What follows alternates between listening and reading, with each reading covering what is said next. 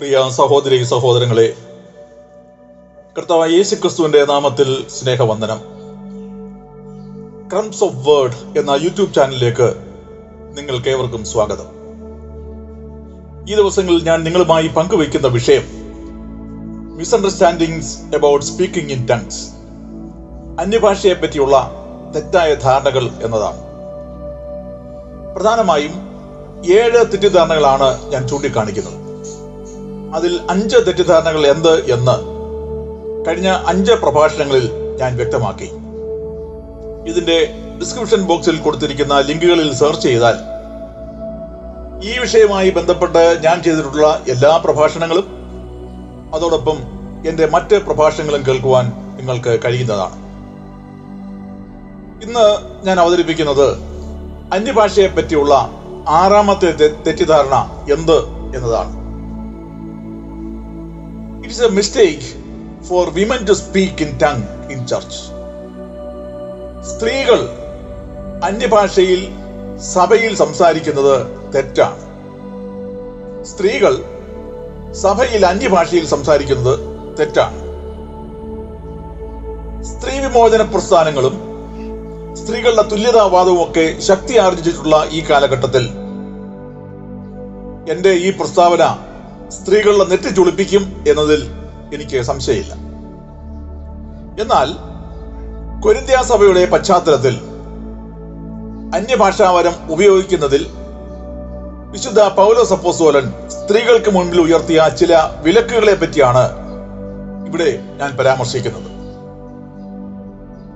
കൊരിന്ത്യർക്ക് എഴുതിയ 1-ാം ലേഖനം 14-ാം അധ്യായത്തിന്റെ 34-35 വാക്യങ്ങളിൽ പൗലോസ് അപ്പോസ്തലൻ ഇങ്ങനെ പറയുന്നു: വിശുദ്ധന്മാരുടെ സർവ്വസഭകളിലും എന്ന പോലെ സ്ത്രീകൾ സഭായോഗങ്ങളിൽ മിണ്ടാതിരിക്കട്ടെ. ന്യായപ്രമാണവും പറയുന്നത് പോലെ കീഴടങ്ങിയിരിക്കാൻ അല്ലാതെ സംസാരിപ്പാൻ അവർക്ക് അനുവാദമില്ല. അവർ വല്ലതും പഠിപ്പാൻ ഇച്ഛിക്കുന്നു എങ്കിൽ വീട്ടിൽ വെച്ച് ഭർത്താക്കന്മാരോട് ചോദിച്ചു കൊള്ളട്ടെ. സ്ത്രീ സഭയിൽ സംസാരിക്കുന്നത് അനുചിതമല്ലോ. The prohibition here has a direct relation to the problem with which the apostle was dealing, namely speaking in tongues. ഈ നിരോധനം പൗലോസ് അപ്പോസ്തലൻ അപ്പോൾ കൈകാര്യം ചെയ്ത വിഷയത്തോടുള്ള ബന്ധത്തിലാണ് ഇവിടെ നൽകിയിരിക്കുന്നത്. ആ വിഷയം അന്യഭാഷയുള്ള സംസാരം എന്നത് തന്നെയായിരുന്നു. Earlier in the same epistle, he told the women how to dress when they prayed or prophesied in the church. ഇതിനു മുൻപ് അദ്ദേഹം സ്ത്രീകളോട് പറയുന്ന കാര്യം സഭയിൽ പ്രാർത്ഥിക്കുമ്പോഴും പ്രവചിക്കുമ്പോഴും എങ്ങനെ വസ്ത്രം ധരിക്കണം എന്നതിനെ പറ്റിയായിരുന്നു. എന്നാൽ ഏത് പുരുഷന്റെയും തല ക്രിസ്തു, സ്ത്രീയുടെ തല പുരുഷൻ, ക്രിസ്തുവിന്റെ തല ദൈവം എന്ന് നിങ്ങൾ അറിയണം എന്ന് ഞാൻ ആഗ്രഹിക്കുന്നു. മൂടുപടമിട്ട് പ്രാർത്ഥിക്കുകയോ പ്രവചിക്കുകയോ ചെയ്യുന്ന ഏത് പുരുഷനും തന്റെ തലയെ അപമാനിക്കുന്നു. മൂടുപടമില്ലാതെ പ്രാർത്ഥിക്കുകയോ പ്രവചിക്കുകയോ ചെയ്യുന്ന ഏത് സ്ത്രീയും തന്റെ തലയെ അപമാനിക്കുന്നു. അത് അവൾ ക്ഷൗരം ചെയ്യിച്ചതുപോലെയല്ലോ. സ്ത്രീ മൂടുപടം ഇടുന്നില്ലെങ്കിൽ മുടി കത്രിച്ചു കളയട്ടെ. കത്രിക്കുന്നതോ ക്ഷൗരം ചെയ്യിക്കുന്നതോ സ്ത്രീക്ക് ലജ്ജയെങ്കിൽ മൂടുപടം ഇട്ടുകൊള്ളട്ടെ. പുരുഷൻ ദൈവത്തിന്റെ പ്രതിമയും തേജസ്സും ആകയാൽ മൂടുപടം ഇടേണ്ടതല്ല. സ്ത്രീയോ പുരുഷന്റെ തേജസ് ആകുന്നു. പുരുഷൻ സ്ത്രീയിൽ നിന്നല്ലല്ലോ, സ്ത്രീ പുരുഷനിൽ നിന്നത്രേ ഉണ്ടായത്. പുരുഷൻ സ്ത്രീക്കായിട്ടല്ല, സ്ത്രീ പുരുഷനായിട്ടല്ലോ സൃഷ്ടിക്കപ്പെട്ടത്. ആകയാൽ സ്ത്രീക്ക് ദൂതന്മാർ നിമിത്തം തലമേൽ അധീനതാ ലക്ഷ്യം ഉണ്ടായിരിക്കണം. കൊരിന്ത്യർക്ക് എഴുതിയ 1-ാം ലേഖനം 11-ാം അധ്യായത്തിന്റെ 3 മുതൽ 10 വരെയുള്ള വാക്യങ്ങളാണ് ഞാനിവിടെ വായിച്ചത്. The setting of 1 Corinthians 14:34 has reference primarily to women speaking in tongues. കൊരിന്ത്യർക്ക് എഴുതിയ 1-ാം ലേഖനം 14-ാം അധ്യായത്തിന്റെ 34-ാമത്തെ വാക്യത്തിൽ സ്ത്രീകൾ അന്യഭാഷയിൽ സംസാരിക്കുന്നതിനെ പറ്റിയാണ് പൗലോസ് അപ്പോസ്തലൻ പറയുന്നത്. It is clear and unmistakable that speaking in tongues was a gift limited to men and is never to be exercised by women. അന്യഭാഷയിൽ സഭയിൽ സംസാരിക്കാനുള്ള അവകാശം പുരുഷന്മാർക്ക് മാത്രമായി പരിമിതപ്പെടുത്തിയിരിക്കുന്നു എന്നും സ്ത്രീകൾ ഒരിക്കലും അപ്രകാരം ചെയ്യരുത് എന്നും പൗലോസ് ഇവിടെ വ്യക്തമാക്കുകയാണ്. Now he is not saying that women may not teach or testify or pray, but that they may not speak in tongues. സ്ത്രീകൾ സഭയിൽ പ്രാർത്ഥിക്കരുത്, പഠിപ്പിക്കരുത്, സാക്ഷ്യം പറയരുത് എന്ന് ഇവിടെ പറഞ്ഞിട്ടില്ല.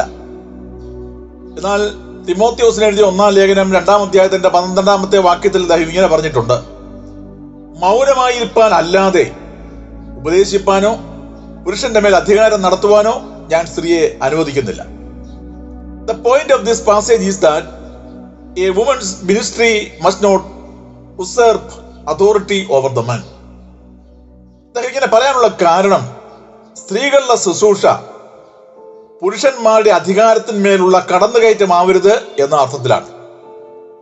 She may teach women or children but not men. സ്ത്രീകൾക്ക് കുഞ്ഞുങ്ങളെ പഠിപ്പിക്കാം, സ്ത്രീകളെ വേണമെങ്കിൽ പഠിപ്പിക്കാം, പക്ഷേ പുരുഷന്മാരെ പഠിപ്പിക്കാൻ ശ്രമിക്കരുത് എന്നാണ് സൂചന. If this admonition were heeded today, much of the present tongues movement would be eliminated. പൗലോസ് അപ്പോസ്തലന്റെ ഈ നിർദ്ദേശം ഇന്ന് പാലിക്കപ്പെട്ടിരുന്നുവെങ്കിൽ ഇന്ന് അന്യഭാഷാവരത്തിന്റെ പേരിലുള്ള മിക്ക പ്രസ്ഥാനങ്ങളും ഉണ്ടാകുമായിരുന്നില്ല, അല്ലെങ്കിൽ എന്നേ അവ അവസാനിച്ചു പോയിനെ. Women are the worst offenders in the modern confusion of tongues. അന്യഭാഷാവരത്തിന്റെ പേരിലുള്ള കലക്കങ്ങളിൽ പ്രമുഖ പങ്ക് സ്ത്രീകൾക്കുള്ളതാണ് എന്ന് നമുക്ക് ബോധ്യമുണ്ട്. The word speak in chapter 14 verse 34 is the same word used in verse 28. Therefore, it cannot mean mere chatter that would disturb a service in the church. കൊരിന്ത്യർക്ക് എഴുതിയ 1-ാം ലേഖനം 14-ാം അധ്യായത്തിന്റെ 34-ൽ സംസാരിക്കുക എന്നതിന് ഉപയോഗിച്ചിരിക്കുന്ന അതേ വാക്കാണ് 28-ാം വാക്യത്തിലും അദ്ദേഹം ഉപയോഗിച്ചിരിക്കുന്നത്. ആ വാക്ക് ആരാധനകൾക്ക് തടസ്സം ഉണ്ടാകുമാറ് പിറുപിറുക്കുന്നതിനെയല്ല സൂചിപ്പിക്കുന്നത്. The purpose of this entire section of speaking in tongues is to curb the wrong use of the gift. Verses 1 Corinthians chapter 14 27 to 33 give instructions for men in the matter of speaking in tongues. അന്യഭാഷാവരത്തിന്റെ ദുരുപയോഗം തടയുക എന്നത് മാത്രമാണ് ഈ ഭാഗത്തിന്റെ ഉദ്ദേശം. കൊരിന്ത്യർക്ക് എഴുതിയ 1-ാം ലേഖനം 14-ാം അധ്യായത്തിന്റെ 27 മുതൽ 33 വരെയുള്ള ഭാഗം അന്യഭാഷാവരം ഉപയോഗിക്കുന്നതിനെ പറ്റി പുരുഷന്മാർക്കുള്ള നിർദ്ദേശമാണ്. ഈ ഭാഗം ആരംഭിക്കുന്നത് if any man speak in an unknown tongue എന്ന വാക്കുകളോടെയാണ്. അന്യഭാഷയിൽ സംസാരിക്കുന്നു എങ്കിൽ 2 പേരോ ഏറിയാൽ 3 പേരോ ആകട്ടെ, അവർ ഓരോരുത്തനായി സംസാരിക്കുകയും ഒരുവൻ വ്യാഖ്യാനിക്കുകയും ചെയ്യട്ടെ. വ്യാഖ്യാനിയില്ലഞ്ഞാൽ അന്യഭാഷക്കാരൻ സഭയിൽ മിണ്ടാതെ തന്നോടും ദൈവത്തോടും സംസാരിക്കട്ടെ. പ്രവാചകന്മാർ 2-3 പേർ സംസാരിക്കുകയും മറ്റുള്ളവർ വിവേചിക്കുകയും ചെയ്യട്ടെ. ഇരിക്കുന്നവനായ മറ്റൊരുവന് വെളിപ്പാടുണ്ടായാലോ ഒന്നാമത്തവൻ മിണ്ടാതിരിക്കട്ടെ. എല്ലാവരും പഠിപ്പാനും എല്ലാവർക്കും പ്രബോധനം ലഭിപ്പാനുമായി നിങ്ങൾക്കെല്ലാവർക്കും ഓരോരുത്തരായി പ്രവചിക്കാമല്ലോ. പ്രവാചകന്റെ ആത്മാക്കൾ പ്രവാചകന്മാർക്ക് കീഴടങ്ങിയിരിക്കുന്നു. ദൈവം കലക്കത്തിന്റെ ദൈവമല്ല, സമാധാനത്തിന്റെ ദൈവമത്രേ എന്നാണ് ഈ വാക്യങ്ങൾ സൂചിപ്പിക്കുന്നത്. 1 Corinthians chapter 14 34 to 36 are directed to women exercising the gift of tongues.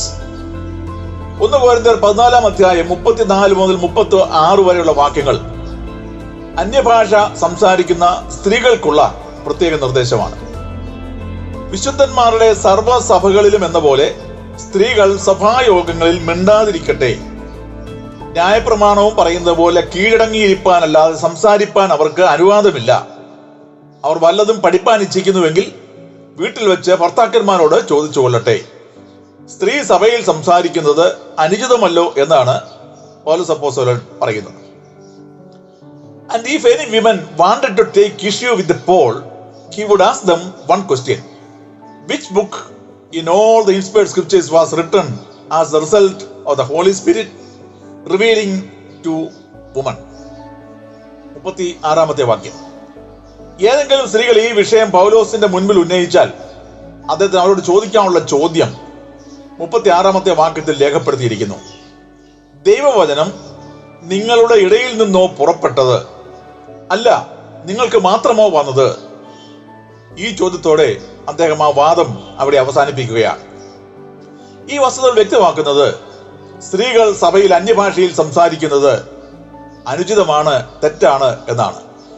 It is a mistake for a woman to speak in tongues in church.